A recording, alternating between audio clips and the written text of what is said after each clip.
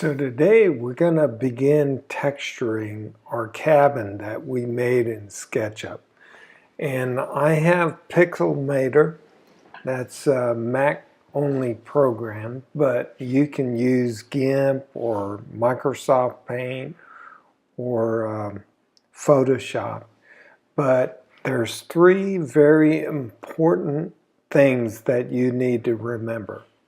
Number one, the size of your texture needs to be in multiples of 2. So this particular texture is 1024 by 1024. You can make them bigger or smaller. They just have to be in multiples of 2. Now, the other thing is that when you save this, you need to save it as a PNG. And that way, if you have any clear parts of the texture, it'll stay clear. But it's just a good file to work with, PNG. And then the last thing is make sure that you name the file name. There's no spaces, commas. It's just one single line. And so this one is going to be singlecabin.png. That's it. Very simple. If you put special symbols, or I think you can put numbers in there, but if you get crazy, X-Plane is not going to recognize it. Okay, so one of the things that I do is I get my textures from Texturecalm, and it's a great website. If you want, you can search for whatever you need, rock, and then once you find that, that's probably a bad one to choose. Here we go. Once you find that, you just click on it. And then you can download a certain number of textures a day. I've never used as many as you can for free. And you just download them and then you can use them. A lot of these are seamless, so you can put them together and you can avoid that seam look. Alright, so that's textures.com. So here I am in my graphics editing program, and basically it would just be a case of drag and drop. And now, of course, we're not going to use my grandson for a texture, but that's how easy it is. It's just drag and drop and then resize. So one of the things that you might want to do is start off with a very bright color background. I'm using clear backgrounds, but that's a little problematic when you first start, because what's going to end up happening is some of your edges you'll see clean through the object, and at first you'll wonder why that's happening. So in order to make sure that I have my textures lined up, in the beginning I put a very bright color. And then you can just drag and drop your textures. And remember, X-Plane only reads one texture file per object. And so here's all our textures. And then I'm going to save this as a PNG. So very easy. I save it. Actually, I already have this saved, so I'm not going to do that. Now we go into SketchUp. So here we have our cabin, and we want to begin to texture this. So what I need to do is click on the face that I want to texture and go up here and grab the paint bucket. Now, when I do that, the materials window should open. If that doesn't open automatically, go up here to window, and drop down to the materials window. And there it is right there. And go ahead and open that up. Now once that's open, then what you want to do is drag and drop your texture into that materials window. All right, so this is just an example right here. I drag and drop that and then hit OK, and it would add that new texture. Remember, you can't go from one texture to another. You have to use one object per texture. And our object is going to be painted with this texture, single cabin. So I select that, and then I come up here to the paint bucket, and then click on that face. Okay, so now I have the texture, 18 times. So what do I do with that? Now we need to size the texture. So I right click on that and go down here to texture. Just a clue. If you're working with a round object, a cylinder or a ball, you cannot do this. There's another way to do that for another tutorial later. So come over here to position, and you're going to see these pins.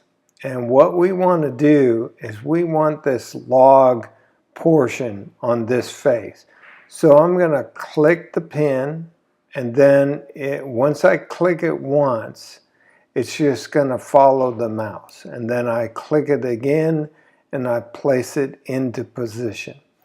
Click this pin, place it into position. You don't have to worry about getting it exact, because once you make it bigger, you can reposition the pins to get that exact mark.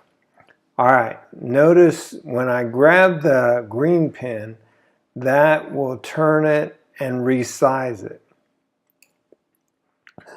This red pin is the anchor, so I want to drag that all the way down over here to this corner.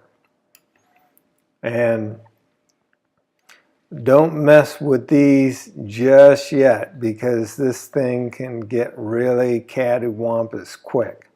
So what I want to do is I want to click and drag my green pin. Notice the compass that you have to make sure that it stays straight, and it'll snap to that straight line. And I just drag that all the way over to the corner. Notice it snapped in. Now I want to resize this, so I come to the blue pin and I just drop it down, staying on the axis. You can move off the axis, but notice what happens there. So I just position that right in the corner. And of course, this one will distort that image as well. So you want to make sure that you get your faces lined up with the pins the way that you want them. All right, so we'll do the next one. You just hit space bar, and it paints the face. And then I use my orbit tool on the keyboard, that's Oscar. And then my paint bucket on the keyboard, that's Bravo. And I paint.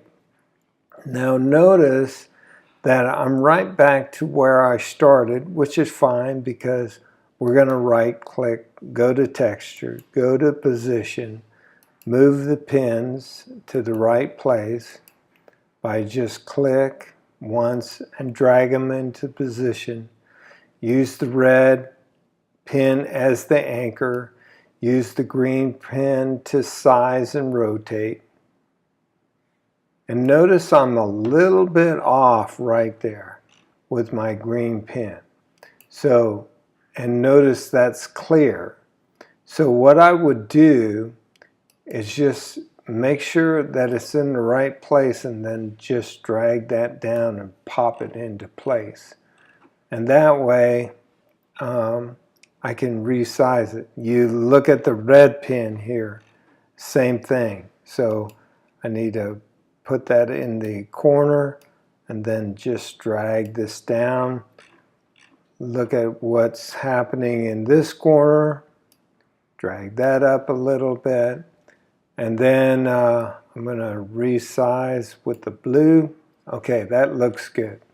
But I really don't want to have to do that over and over again with the pins, and there's a way around that. So you select your paint bucket, Bravo, on the keyboard, and then come over to Command on the Mac.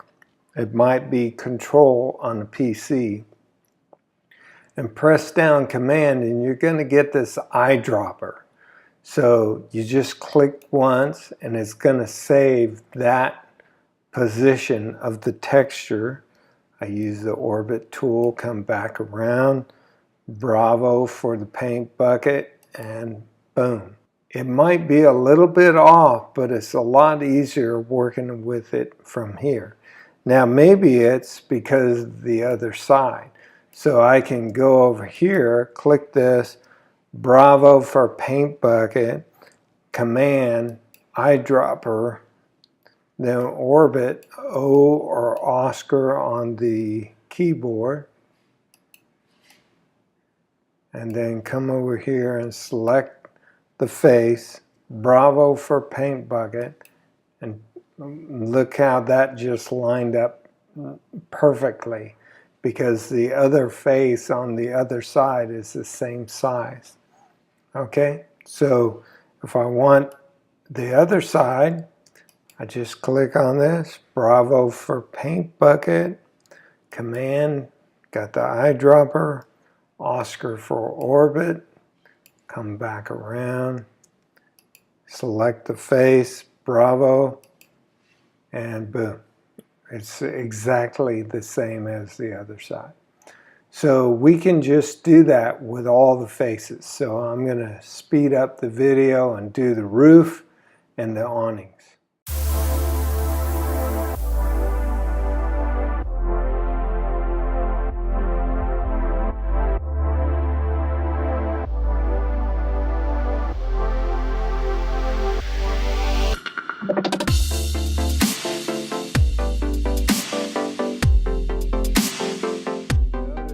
Because I came to the other side, it's off a bit as far as the position, but I can just move this down. But we also have the problem that the gutters are now at the top. That's just because it's mirroring the image on the other side. So what I need to do is just flip this around. So I'm going to take my pins and reposition them in the right place and use this green pin just to flip it around. Now I can use the red pin to anchor it, green pin to size it, and then now I have a good looking roof here. Okay, so now what about doors and windows? Pretty easy. You can get as crazy as you want to get with this, but this is the easiest way to do. Go up here to the rectangle tool, make sure it's on the face. Notice it says it's on the edge, and here it says on the face. We'll talk about that later, but for right now, I'm just going to draw a rectangle for my door. And now I have a face. I use the select tool, spacebar, and notice only that area is selected. So I can right click on it, go to texture position, and now here's my door. But it's not fitting right. So what I do is go out and find the pins and put them on the corners.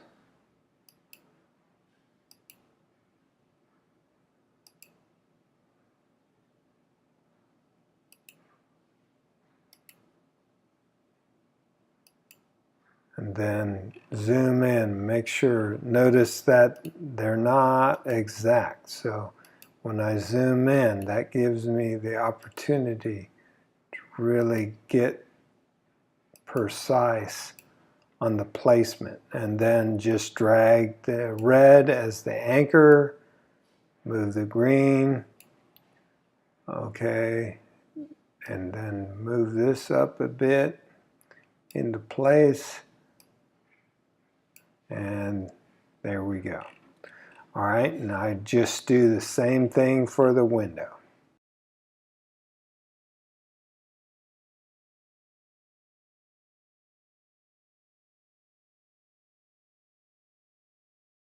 All right, so there it is. We have a very simple cabin.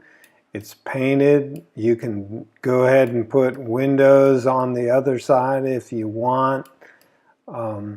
Obviously, we can get more detailed than this, but this is a basic cabin that looks great in X-Plane. In the next video, we'll talk about exporting and then moving the object into X-Plane 11.